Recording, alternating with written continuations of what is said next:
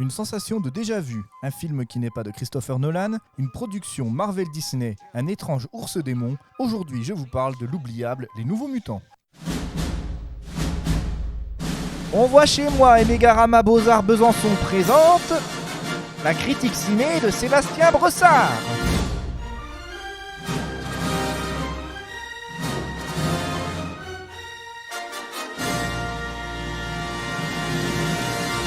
Bonjour à tous.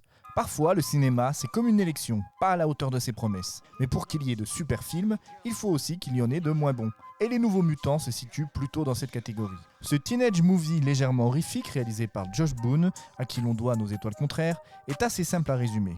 La jeune Dani est la seule survivante d'une mystérieuse tornade qui a dévasté sa réserve Cheyenne. Elle se retrouve tout aussi mystérieusement dans une sorte d'hôpital dirigé par le docteur Reyes, avec 4 adolescents dotés de pouvoirs qu'ils maîtrisent mal et venant d'horizons très différents. Le casting est sympa, avec de jeunes têtes d'affiche comme Maisie Williams de Game of Thrones, Anna Taylor-Joy vue dans Split ou Glass, ou encore Charlie Houghton de Stranger Things. L'idée de départ était prometteuse, même si évidemment on ne peut s'empêcher de penser aux X-Men. Mais le résultat s'avère assez plat. Une bonne dose de ça et l'univers de Stephen King en général, d'American Horror Story, une pincée de Twilight pour la romance, un soupçon de Sucker Punch pour le fun, et vous obtenez un Marvel assez fade qui sent le réchauffer. Toute l'intrigue repose sur la confrontation des personnages à leurs peurs les plus intimes et aux conséquences sur leur amitié naissante. Bref, rien d'original à se mettre sous la dent.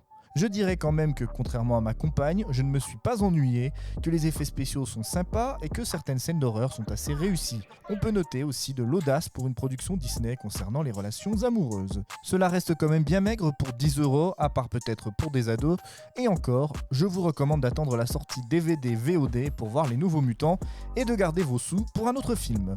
Que vous alliez voir Les Nouveaux Mutants ou un autre film, n'oubliez pas votre masque, et si cette vidéo vous a plu, pensez à la liker et à vous abonner à la chaîne. Je vous dis à bientôt pour une nouvelle critique, et comme le dit Quentin Tarantino, Vive le cinéma!